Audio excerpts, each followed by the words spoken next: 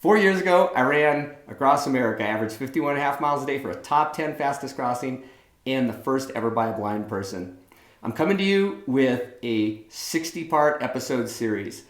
And today, 4 years ago, was April 22nd, 2016. I'm sitting here with my daughter, Sierra, because for those 50 miles, I dedicated to her. What was it like not having your dad around for 60 days? Well, spent a lot of time with my mom. Did a lot of work. But I missed you. So there we have it. 50 hard-earned miles for this little one that I love so much. And today's episode lesson is... holding the line. When I set out to run across America, I got on Dr. Google, right? I wanted to see who else was living who'd ran across America. So I got on there and I found this story about this guy. His name's Ernie. And Ernie had crossed America. And he crossed America at a little different pace than I was planning to, 6 miles a day. Took Ernie 2 years to cross America, but he did it. But that is not the exceptional part about this story. The exceptional part about the story is that Ernie was 95 years old when he finished. Gave me shivers.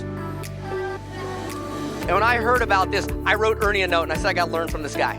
I wrote him a note, I said, Ernie, I heard about what you did. My name's Jason. I want to do what you did. Give me one piece of advice, so I can try to do what you did. And he wrote back, he said, hold the line. And as I read those 3 words, I thought, I think Ernie's been out on the highway without sunscreen for a little too long. What does hold the line mean, right?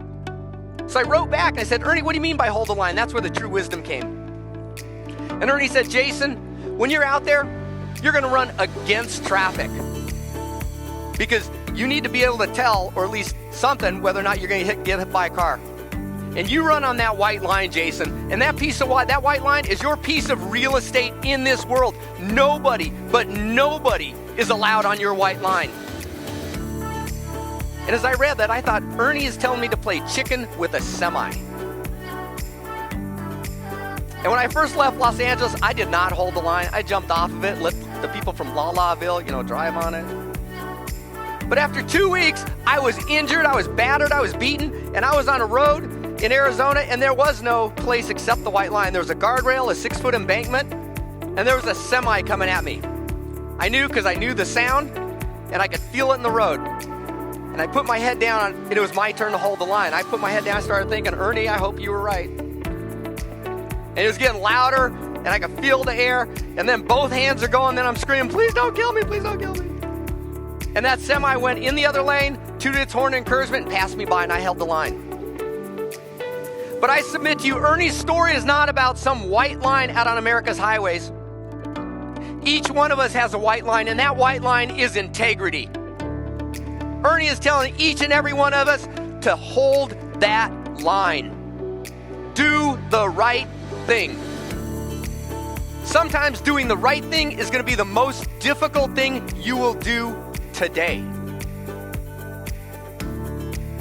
You may get ridiculed. You may lose your job. You may be imprisoned, Nelson Mandela. You may lose your life, Gandhi, Martin Luther King. But the next time you're confronted with making a decision to do the right thing or just moving on your merry way and not getting involved, I want you to think about Ernie, a 95-year-old man who took on semis for 2 years. And surely if he can hold that line, you can too. And Ernie actually turned around and started going back a second time. So he's crossed America now, and he plans to finish his second crossing when he's 100 years old. Just amazing. I wrote a book about my run across America. It's called Running into the Dark. And my second book, The Success Cycle, will be out in the summer of 2020. I'm a keynote and commencement address speaker, and I also do a lot of work with success and resilience in coaching individuals and organizations. Look me up on my website, jasonromero.net, if I can help you anymore. And until tomorrow's episode, hold the line.